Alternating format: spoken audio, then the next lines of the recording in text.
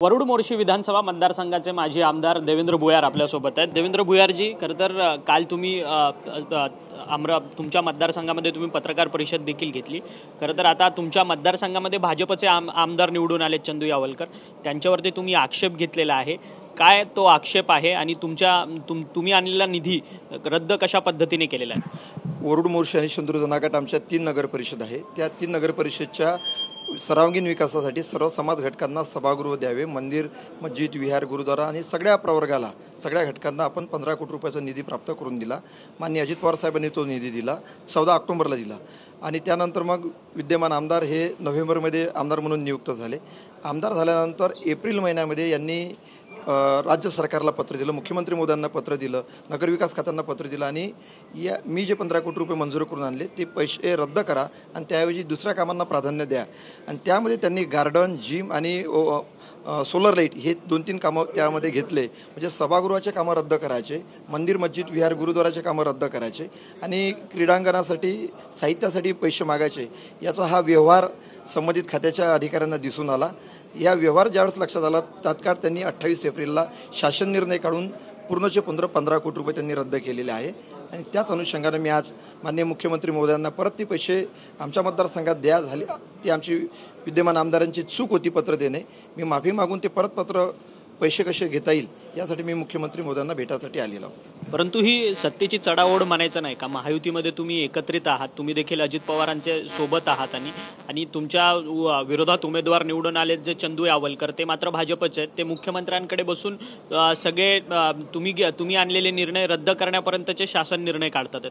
मला प्रशासकीय अधिकाऱ्याकडनं बऱ्याच गोष्टी माहिती पडल्या की मी जे काही कामं विशेष बाब म्हणून मंजूर करून घेतलेले आहे त्यातले बरेचसे कामं यांनी रद्द केले, स्वतः पत्र देऊन रद्द केले। आता मी खोलात एक विभागाच्या खोलात चाललेला आहे आणि प्रत्यक्ष संबंधित डिपार्टमेंटच्या अधिकाऱ्यांशी बोलून चर्चा करून मी ते पत्र त्यांनी जे दिलेले पत्र हे सगळे मी काढायला लागलेलो आहे का कुठले कामं यांनी रद्द केले। याला अज्ञान म्हणता येईल, प्रशासकीय कुठल्याही कामकाजाचं ज्ञान नसणे हे याच्यातून सिद्ध होते। परंतु हा चुकीचा पॉईंट आहे, कुठल्याही मतदारसंघात कुठल्याही आमदारांनी असं करू नये। पूर्वीच्या आमदाराचे कामं हे नवीन आमदारांना प्रगतीपथावर नेणं, पूर्णत्व असणं ही त्यांची जबाबदारी राहते, ही त्यांनी केलेली फार मोठी चूक आहे। अजित पवारांना आज भेटला, तुम्ही अडचण अजित पवारांना सांगितली का? अजित पवारांच्याकडनं काय तुम्हाला सांगण्यात आलं? मी माननीय अजितदादांना सांगितलं की 15 कोटी रुपये हे शासनानं रद्द केलेले आहे। ते आमच्या विद्यमान आमदारांनी पत्र देऊन ते रद्द करण्याची स्वतः त्यांनी मागणी केली, त्यामुळे ते रद्द झाले। ही त्यांची फार मोठी चूक होती, ते शेवट मतदारसंघातल्या लोकांना ते भोगण्यास यावं लागली। तर ती चूक परत होणार नाही। आमचे जे 15 कोटी रुपये आहे तुम्ही माननीय मुख्यमंत्री महोदयांना विनंती करून आज कॅबिनेटमध्ये दादा मुख्यमंत्री महोदयांना भेटणार आहे आणि त्यावेळेस परत ते मुख्यमंत्री महोदयांशी चर्चा करून संबंधित विभागाच्या अधिकाऱ्यांशी चर्चा करून ते 15 कोटी रुपये कसे परत आणता येईल त्यासाठी मी दादांना आज भेटलो आणि मुख्यमंत्री महोदयांना सुद्धा तातडीनं मी भेटणार आहोत। खरं तर पण ही महायुतीमधलीच चढाओढ म्हणावी लागेल का? ज्या पद्धतीने तुम्ही आजी माजी आमदार आहेत एकमेकांसोबत भांडताना पाहायला मिळतात। 15 कोटी रुपये तुम्ही सँक्शन करून आलात आणि भाजपचे आमदार मात्र ते 15 कोटी रुपये रद्द करण्यासाठी खरं तर मुख्यमंत्री आणि प्रशासकीय अधिकाऱ्यांकडे बसतात। ही चढाओढ नाही आहे, ही जरा व्यावहारिक त्यांनी केलेली खटाटोप आहे। कारण बिल्डिंग, सभागृह याच्यामध्ये पैसे कमी मिळते, म्हणजे जे काही व्यवहार असेल त्यामध्ये कमी मिळते आणि साहित्यामध्ये जास्त पैसे मिळते असं कुठल्या तरी कॉन्ट्रॅक्टरनी त्यांच्या डोक्यात टाकलं आणि त्याचमुळे त्यांनी साहित्य खरेदीचं प्रशासकीय मान्यता करावी असं त्यांनी प्रशासनाला सांगितलं। परंतु शासनाच्या लक्षात आलं का हे कुठेतरी ह्या आर्थिक व्यवहार मोठा असण्याची शंका त्यांना लक्षात आली आणि लगेच त्यांनी ते पैसे रद्द केले। हे प्रशासकीय अज्ञान आहे। परंतु मग चंदू यावलकरांच्या संदर्भात तुमच्याकडे काही ठोस पुरावे आहेत का? ते या सगळ्या 15 कोटीच्या कंत्राटीमध्ये पैसे घेणार होते म्हणून साहित्य खरेदीच्या? त्यांनी जे प्रशासनाला पत्र दिलं, नगरविकास खात्याला पत्र दिलं, त्याच्या पत्राची कॉपी मी आणली, स्वतः त्या हस्तलिखित त्यांची कॉपी आहे आणि शासनाचा जो जी आर रद्द झाला त्याची सुद्धा कॉपी माझ्याकडे आहे। ते पुरावे घेऊनच मी काल पत्रकार परिषद घेतली आणि आपल्यासुद्धा चॅनलवर पुराव्यासहित मी बोलत आहे। खरं तर एक शेवटचा आणि एक वेगळा प्रश्न आहे। माळेगाव सहकारी कारखान्याच्या निवडणुकीकडे आज संपूर्ण राज्याचं लक्ष लागले, कारण की अजित पवार स्वतः त्या निवडणुकीत उभे आहेत आणि प्रवर्ग गटातून ते निवडणूक लढवतात। अजित पवार आता विजयी झालेले आहेत। अजित पवारांना जवळपास 91 मतं पडली आहेत आणि विरोधातल्या उमेदवार ते चंद्रकांत देवकाते त्यांना जवळपास 10 मतं पडलेली आहेत। अजून देखील निकाल येणं बाकी आहे, परंतु अजित पवारांच्या विजयावरती मात्र संजय राऊत खोचकपणे टीका करतात की रात्रभर बँका उघड्या ठेवल्यामुळे, पैशांचा महापूर केल्यामुळे अजित पवार जिंकून येतात असं त्यांचं म्हणणं आहे। संजय राऊतांचं हे धंदा आहे, चोनकेपणा करणे हे संजय राऊतांचा हा मूळ स्वभाव आहे. बऱ्याच वेळा आम्ही त्यांना अनुभवलेलं आहे. परंतु आता महाराष्ट्रातली जनता संजय राऊतांच्या बोलण्यावर काही विशेष लक्ष ठेवत नाही.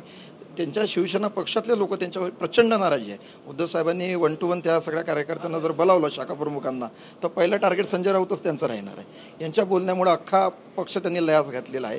दादांचं नेतृत्व सर्वश्रुत आहे, पूर्ण अख्ख्या महाराष्ट्रानं अनुभवलेलं आहे. प्रशासनात त्यांचा दांडगा अनुभव आणि महत्त्वाचं सहकारामध्ये काहीतरी नवीन करण्याची आणि नवीन तरुणांच्या हातामध्ये भविष्य सहकाराच्या माध्यमातून उभं करण्याची ताकद अजितदादांमध्ये आहे. आणि हा भविष्याचा विचार करून तिथल्या मतदारांनी अजितदादांना भरघोस मतांनी विजयी केलं. तो त्यांचा निर्णय अतिशय अजितदादा सार्थकी लावणार. धन्यवाद, तुम्ही आमच्याशी बातचीत केली. हे होते वरुड मोर्शीचे माजी आमदार देवेंद्र भुयार. त्यांचं असं म्हणणं आहे की सध्याचे वरुड मोर्शीचे विद्यमान आमदार आहेत भाजपचे चंदू यावलकर यांनी मी पूर्वी जी कामं आणलेली होती आमदार असताना 15 कोटींची कामं ती रद्द करून साहित्य खरेदीचं 15 कोटींची कामांना त्यांनी मंजुरी मिळवलेली आहे. या सगळ्या 15 कोटींच्या कामांमध्ये मोठ्या प्रमाणात भ्रष्टाचार जो आहे तो आमदार विद्यमान आमदार चंदू यावलकर यांच्याकडनं करण्यात येत होता. या सगळ्या संदर्भातली तक्रार जी आहे ती उपमुख्यमंत्री अजित पवार यांच्याकडे मी दिलेली आहे. आणि त्याचसोबतच पूर्वीचे जे 15 कोटी समाज बांधवांचे हॉल बनवण्याकरता वापरण्यात येणार होते ते 15 कोटी पुन्हा रिइन्स्टंट करण्यात यावे, देण्यात यावे अशी मागणी जी आहे ती माजी आमदार देवेंद्र भुयार यांनी आज उपमुख्यमंत्री अजित पवार यांच्याकडे केलेली आहे. या सगळ्या संदर्भात त्यांनी आपल्याशी बातचीत देखील केली. व्हिडिओ जर्नलिस्ट योगेश कदमसह अक्षय मंकणी, TV9 मराठी, मुंबई.